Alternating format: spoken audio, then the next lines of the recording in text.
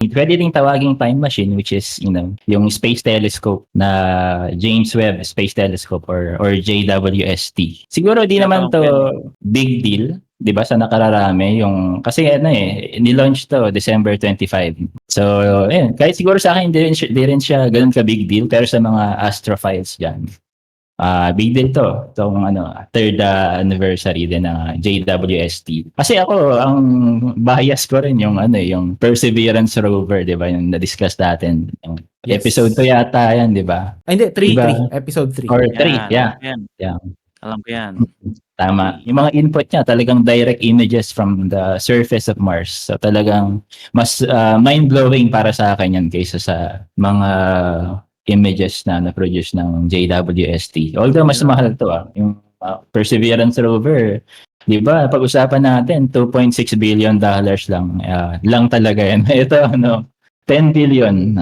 Yes. So kaya ako naging curious din kasi what the heck, parang anong meron sa na to sa telescope na to na 'di ba na hindi kasing advanced nung nasa Perseverance rover. Yan, 'di ba? Yung company behind it sa pag-launch ito, hindi siya SpaceX nila Elon Musk. Kasi ano pa daw 1995 pa lang pinag-isipan na nila itong mission na 'to. So likely wala pang wala pang SpaceX ng time na 'yon. Kaya Ariane 5 ang nag-launch sa kanya, which is under daw siya ng Airbus, yung gumagawa ng plane, 'di ba? So France. So alam natin kung gaano sila, tama, France. So alam natin gaano ka meticulous, 'di ba, paggawa ng plane for the safety of the passengers. So gusto ko lang i-share tong video na to or footage. Yung direct footage ng JWST nung before siya mag-detach dun sa Ariane. Ayan napakagandang image. So syempre given na yung given na yung mga alam mo na yan, parang interruption kasi nga 'di ba kahit sa SpaceX pag nagla-land siya dun sa I forgot the term, basta pag nagla-land siya dun sa platform na yun sa gitna sa pad, 'di ba? Laging na yung camera parang nagkakaroon din ng parang ganyang interruption. Ay, may daya. Hindi totoong nag-land yan kasi kita mo yung video, hindi smooth. Hindi siya high definition. Tama. Ganda ng production design nila dito, no? Ang galing ni Direk, no? Tsaka yung lighting, ganda. Paano siya tumama doon sa... Pero yung real footage niya. So, bago pala nito na launch, dumaan din doon sa maraming struggles pati sa pag-testing. Kaya siya binagyo sila, binaha yung command center hanggang sa na-launch siya nila last December 25, and then dadali nila yung telescope sa Lagrange point. Doon nila kailangan dali na malayo pa sa Hubble telescope, mas malayo pa din sa ISS, sa International Space Telescope. As much as possible, malamig yung temperature, 'di ba? Kasi infrared telescope siya. So, as much as possible, hindi niya ma-detect yung heat yung sarili niyang heat signature. Sabihin mo rin, aside of telescope, giant sensor siya, itong instrument na to. Malapit na sa absolute zero ang kailangan nilang temperature nito. Nasa 370 degrees Fahrenheit, and meron siyang sa sariling let's say shield. May 5 layers ng shield So pag pumunta ka dun sa website, kita mo diyan or dun sa pag-scroll up mo lang yung itsura niya diyan. May siya. Kasing laki daw ng tennis court. May hot, let's say, surface or side siya yung pang niya sa araw. Kasi, di ba nga may mga telescope na nasa ground kahit na nasa taas ng bundok. Kasi as much as possible, kailangan nila yung best image na ma-produce using the telescope, di ba? Kaya lang, yung atmosphere natin, meron pa rin siyang heat. Meron pa rin siyang ma-detect Or at the same time, may mga satellites, diba? Nagrereklamo nga sila recently sa mga Starlink satellites na mga lower dami daw diba, sagabal siya sa sa view ng telescope. May ito, tanong ako. Bakit ba honeycomb shape ang James Webb? yeah, so it has something to do with the engineering, like yung precision cut ng ng tawag dito ng mga mirrors na yan. Kasi the way telescope works, 'di ba? So let's say yung sa Reflect Hubble, lang naman yan eh. Oo. yung sinundan niya, kailangan niya mag-collect ng light, 'di ba? Yep. Sa Hubble, yung using the glass mirror. Ito, beryllium 'to eh. Yung kulay gold na yan. Ano yung sabi mong shape yan na hexagon, 'di ba? Hexagon. Honeycomb. Honeycomb. shape. Honeycomb. So for that specific let's say function, sabi nila may nagmo-move siya, may motorized yan each mirror. So sabi dito 18 mirrors segments gold coated. Before I answer the question, kasi I can't really blame them kung ginawa nito for the aesthetic kasi napakaganda kung gold naman talaga. Pero yun nga, kasi maraming elements na pwedeng mas effective mag-collect ng light or mas effective sa pag-reflect. Pero pinili nila gold kasi mas effective daw siya ng mag-reflect ng infrared signature from objects na nakikita nila sa space. So for each gold mirror segments, motorization sa likod,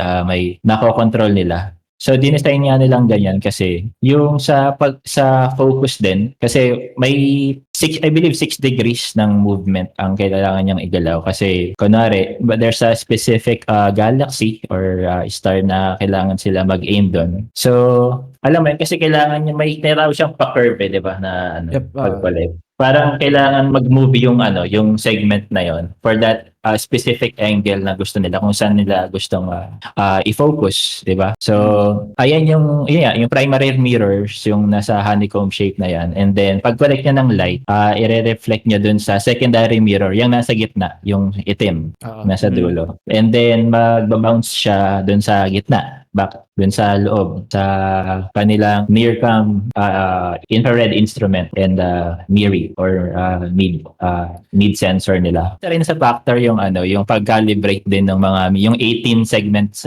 mirrors na yun kasi parang mas self-calibrating kasi yung Hubble kasi di ko alam, pala yan, parang sineservice pa ng NASA para palitan ng mga parts, ganyan. Para may maintenance ba, parang magastos. So ito, sobrang layo, there's no way na may maintain pa nila eh. So parang dinesign nila to as parang independent talaga. Parang lang to, parang same concept as a normal telescope, pero mas complex lang. Oo. So, yun nga. Kaya nung nag-dive ako into this one, parang, kaya pala, mahal. Grabe yung mga components na bumubuo sa instrument na to. Yeah, from the sun shield na may, may silicone coating and other elements para ma-deflect nga yung heat na pwedeng tumama sa telescope. Kasi, pwede siyang mag-cause din ng, ng interference sa view ng telescope, di ba? Yung heat from the sun. So, yun lang din, parang umbrella, naglagay ka ng umbrella sa telescope mo. Parang nag-switch lang tayo from standard definition to HD. Kaya siguro, kaya siguro medyo underwhelming siya sa akin. Like, siguro nag-expect ako ng something na mas mas marami pa silang ma-reveal, di ba? Parang ganon. And also, yung siguro sa pagiging, mga nakikita natin sa media, let's say sa MCU, di ba? Yeah. Nakikita mo yung mga graphics doon na representation nila ng universe. Kita mo rin kung gaano kalinaw yung mga stardust na nakikita mo sa movie. Like yung pre-produce ng JWST, parang sa movie-like lang din na HD. Pero yun nga, I was proven wrong din nung chinek ko na yung mga images yan. Sinom nga ni Sed, di ba? Kita mo na sa likod ng mga stardust, parang nakikita mo pa rin yung mga galaxies. Diba? Pag parang transparent, di ba? May sa mga stardust. Ayun din kasi ang strength ng ng infrared na telescope. Parang parol ito.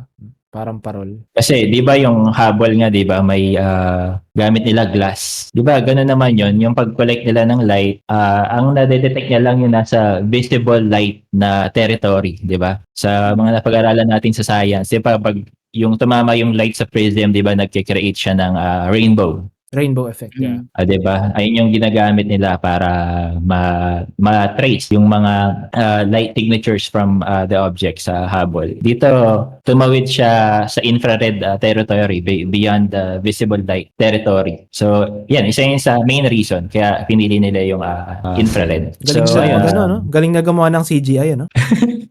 talagang nag-effort sila no, para lang lokohin tayo. Grabe, ang galing. gumawa pa ng website. Ang galing. Billion. Ayun, So, may galaxy doon sa dulo, ayun, ayun nga, no? Ang daming galaxy yung makikita. Dami nga. Kaya ko rin gawin to sa Photoshop Actually, Music. sa NASA, nakita ko yung yung nilaunch nga nila. May mga artist din doon na parang nakita ko yung layout, familiar, parang Photoshop. Parang magamit silang Photoshop din. Anong ko to May, Oh. ano to? Ito, tinan mo. Pare-pareho, di ba? Copy-paste lang to na star. Copy-paste, no? Copy-paste lang yan. Tingin ko, we can only say much about what we see right now based dun sa image sa webstelescope.org. Pero ang cool, di ba? Kasi let's assume na totoo talaga to. Let's assume. I guess totoo yan. Let's assume. Ikaw talaga. Hindi. Ikaw naman, syempre sarcastic lang ako, kunyari lang. Oo. Di ba malaki tong image na to? Diba? Kada zoom Ilang mo, megapixel kaya yan, no? Kada zoom mo, iba-ibang galaxy makikita mo di ba? Ayan, no? Di ba? Ayan, no? Meron dito. Meron dito. Ayun, no? Galaxy na naman. Ito, galaxy na naman. Masisira yung ulo mo kasi mas marirealize mo kung gaano ka lang kaliit. Mas malit ka pa dyan sa pixel na yan. Mas malit ka pa dyan Totoo. Di ba? In the grand scheme of things, in the universe. Mas malit ka pa dyan sa mga tuldok na yan. Mas malit ka pa dyan nandun ka pa. Wala pa. Wala pa yan Mas malit ka pa doon Mas malit ka pa sa langgam compared sa mga to. Grabe. Tingin ko kasi makakatulong din to sa ibang mga listeners natin na na students, ganyan. Kasi maraming mga resource material dito na pwede nilang gamitin. So pag sa may mga ibang notable pages diyan. Wait lang. Sorry. Highlight ko lang to. Tawag dito, Small Magellanic Cloud. Kasi mukha siyang ship diba? Ay, oo nga. Ganda, no? No? Mukhang ship talaga. Oo. Mukhang ship. Tapos meron pang sail diba ito? Yan. So kaya with siya Magellanic. With the help of JWST, di ba, kita niyo, parang nabigyan siya ng structure. So, mga references, yung mga studies nila, ganyan. Ayan, diyan makikita yung mga details about the telescope itself. Yeah, kasi ang main objective nga ng JWST is to so other than discovering these objects, so yung kung paano nga na-form yung galaxy, di ba? Yung origin ng universe, kung paano na-form yung mga galaxy, ganyan. Kasi nga, di ba, sabi ni, I believe si Hubble din, siya din yung nagsabi na naka-observe din na nag-expand ang universe, di ba? Yep. Just to provide some context, pag nag-look out ka sa universe, you're basically seeing the past, di ba? Sabi nga nila. So, para ka nagta-time travel pag tinignan mo ang universe. Through the Hubble Space Telescope, may kita mo yung birth of the universe. Kasi, naglo-look out ka to the universe, to the expanding universe. Pero in reality, talagang tinitignan mo yung past. Parang pabalik ka ng pabalik sa past, the longer you go, di ba? Yep. That's the thought behind it nga. Kasi itong JWST, it could go 13.1 billion years ago. So nandun nga sa infrared territory. So so kaya nga siya time machine kasi it's gonna take time for the light to reach reach our sight, 'di ba? Or yung sa eyes natin bago mag-touch yung photon properties niyan sa mata natin, sa vision natin, 'di ba? Parang ang hirap niya isipin na bakit hindi yung dulo ng universe na makikita ko, bakit yung past? Pero ang totoo kasi nun, it's because your eyesight is based on light, di ba? Kahit yung mga telescope, yung nakikita nila is based on light, infrared, which matagal mag-travel. May ano yan eh, may time yan kung gaano sila katagal magta-travel. Kaya yun yung light years, di ba? Di ba? Pero parang yun lang, nabanggit ko lang na isa sa mga paborito kong concept yan kasi sobrang mind-boggling niya na parang mind-blowing din. Ay, ang nakikita mo is yung past ng universe na pwede mo makita mismo. Diba? Pwede rin analogy sa sahod yan. Kikita mo na yung Oo. sahod mo sa malayo nung dumating na sa'yo. Oo. Nasa past Piso na rin. lang, Oo, nasa past na agad, no? Oo. yung pass na lang yung sahod mo. Yan. Wala. Kasi nga, may mga ano pa hindi pa sila maipaliwanag. Kaya nga may dark ages dyan. Dark Ayan, no? Ages. Yeah. Di ba? Kumbaga sa chronology ng history natin, meron din tayong mga tinatawag na dark ages like from the Greek Dark Age, 'di ba? May part na ganun or bandang antiquity era. May Dark Ages tayo na parang for some reason naging silent yung pag-document ng mga nangyari sa time na yun sa history. Pero sa science, sa pag-map nga ng universe, may Dark Age din. Kaya nga may telescope para ma-discover natin kung ano ba talagang nangyari, 'di ba? May mga kahit ako na-confuse ako dito eh. 'Di ba? Kahit ikaw pag sa naked eye mo lang din pag tumitingin ka sa clear night sky may mga red stars na maliliit, 'di ba? Usually maliliit, 'di ba? Sabi nila may kinalaman ba sa distance lagi 'yon, yung color ng star? Parang yes and no ang answer eh. Kasi nga pag red sabi nila nasa earlier form ng star. Ibig sabihin ano siya, mas malamig siya or less hotter, 'di ba? Kaysa sa blue. 'Di ba pag nagbukas ka rin ng kalan, 'di ba? Alam kong mainit yung blue na Yung blue.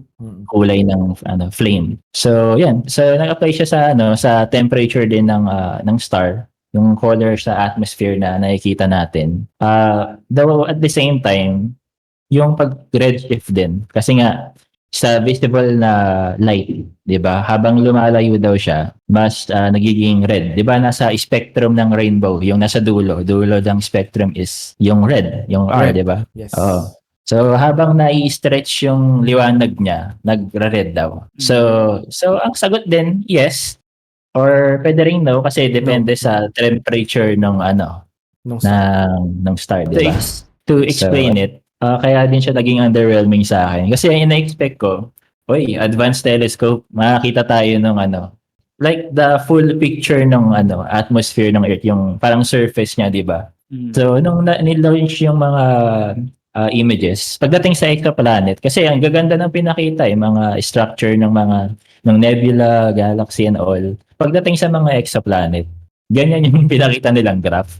So, taka ako, parang bakit ganun?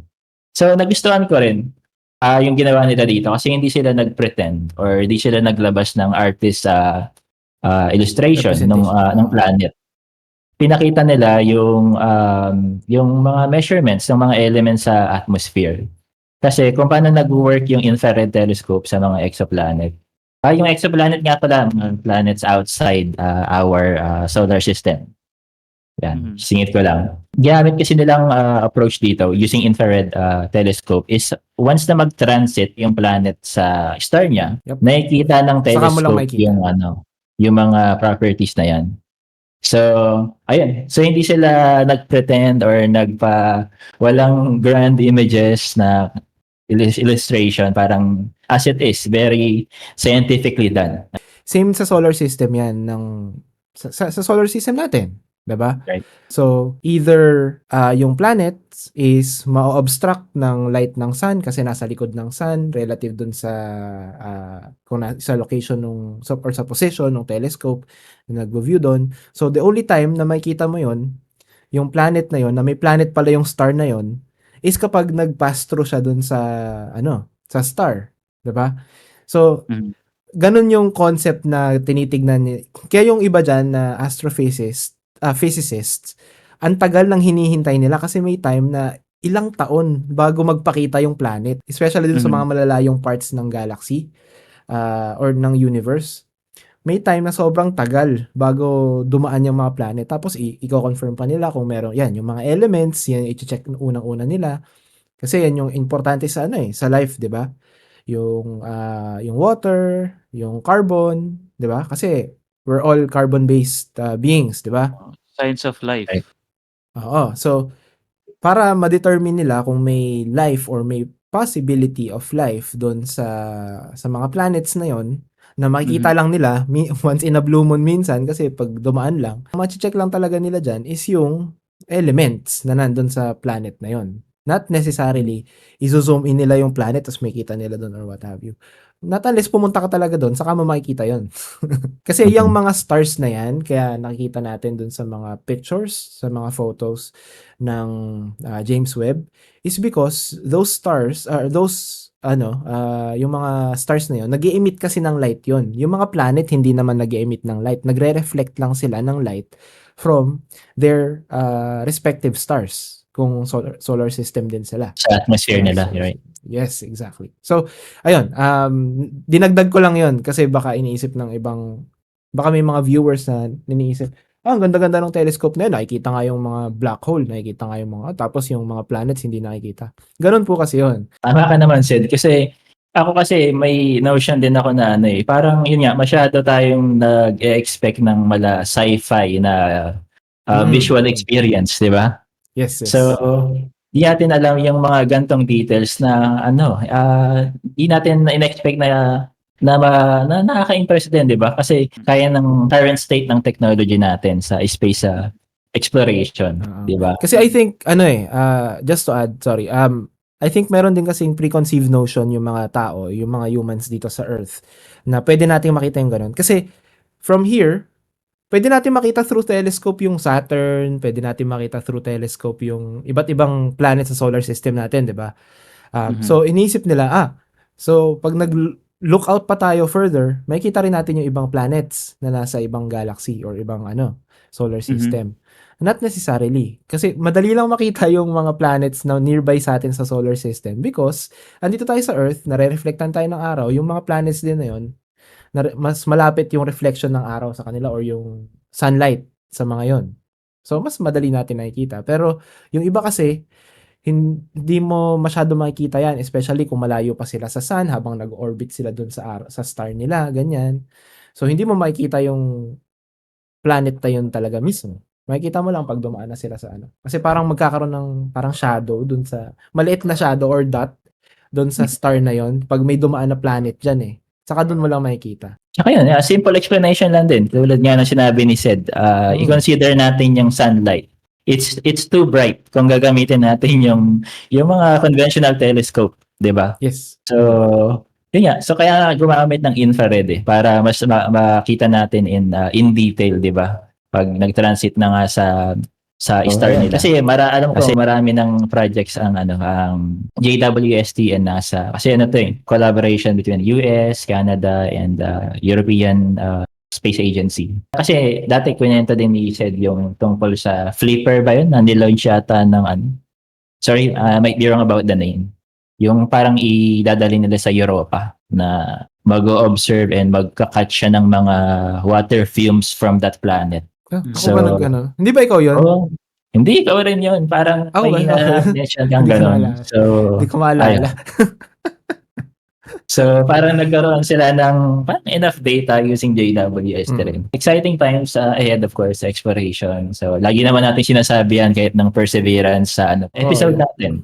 Again, hindi kami intellectuals dito. This is just something na interesting kasi, di ba? Especially, di ba, di ba, kahit di ba nung episode 3 ba yon na pinag-usapan din natin, may mga pinag-usapan tayo about aliens and stuff.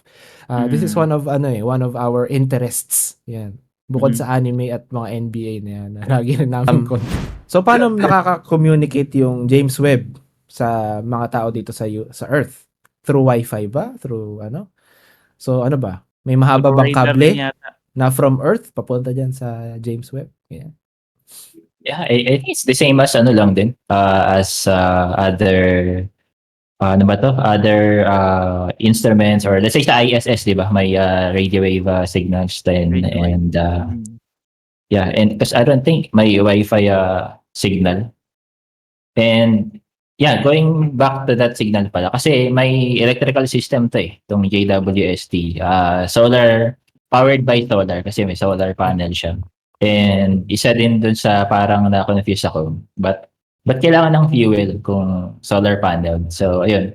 Ito sa a dumb thought on my end. Kasi nga pala, solar, hindi, it's not enough para dun sa pag-propel or pag-maneuver ng ano. So kaya pala may siya, may expiration. Sabi nila 10 years lang daw ang itatagal ng fuel ng JWST. But ayun, may sarili siyang electrical system para nga ayun, i-convert yung light into those images na nakikita natin ngayon na ita-transfer nila doon sa kanilang command center sa Baltimore, I believe sa NASA. Add ko lang din dun sa sa ibang viewers. Baka may ibang viewers na sinasabi, oh, solar naman pala tapos may fuel pa. Saka bakit hindi kinakaya? Wala ba silang technology for it? Hindi po kasi the energy coming from the sun or sa sunlight, may entropy kasi na tinatawag. Right? Yung entropy na yon, explain ko in layman's term is parang may degradation. Degradation meaning parang bumababa yung efficiency ng energy na yon. So for example, sa sun, 100% yan yung energy. Example lang to. 100% yung energy sa sun. Pag tumawid yan, hanggang let's say dun sa James Webb, minsan, na lang yan, 80% na lang. Tapos pag ginamit pa, mas mababawasan pa yung efficiency. So, kailangan talaga ng supplemental fuel or supplemental power na hindi lang from solar energy. Yun nga yung problema kung bakit yung mga electric vehicles, sinasabi nila, oh, bakit pa kailangan mag-charge? Bakit hindi na lang lagyan ng solar panels yung buong ng sasakyan? Buong bubong ng sasakyan ng mga electric vehicles para yun na lang ang gamitin. Para talagang para talagang eco-friendly. Pero kasi yun nga, may entropy kasi yung yung energy coming from the sun. Hindi naman yan full power lagi na from 100% na makukuha mong energy from the sun, mapupunta dito. Bumababa talaga yung energy na yun. Maikling explanation lang regarding doon. Anuhan natin ng supply mission from SpaceX siguro ng fuel. Dagdagan. Magandang interesting yan Sobrang layo lang din kasi kaya medyo mahirap din. So yun, sana automated naman yung yung 'di ba mga rockets ng SpaceX, kaya na nilang i-automate. Baka pwede naman na. Manual na, wala nang tao. Pag nag-refuel, wala nang tao, rekta na doon. Kaso hindi ko lang alam kung meron yung James Webb na parang refueling capabilities. Baka sarado lang yung fuel tank niyan 'di ba? Sana isip nila. Babatuhan ng rocket for refuel tapos nabanggalan to sa sabog lang. Pero yun, sana na-explain natin to ng 'di ba, maayos. Kasi yung kita niyo naman hindi kami nag-focus sa mga stars. Nag-focus kami yung sa concept, yung kung paano, yung mechanics nga, kung paano nag-work yung telescope, yung bakit yung mga stars ay nag-redshift. Yeah, because of the expanding universe nga, 'di ba? And but ganito yung image na nilabas ng NASA about the exoplanets. Yeah, kasi when it comes to more in-depth explanation or more in-depth topics about James Webb, syempre hindi naman tayo qualified to talk about it. We might know some surface level information about it like this, pero if you really want to look into it or go deeper, 'di ba, into the topic, then of course, mas better kung yung mga astrophysicists talagang mag-explain yan or basahin nyo yung dito sa mismong website ng Webb Space Telescope, James Webb Telescope.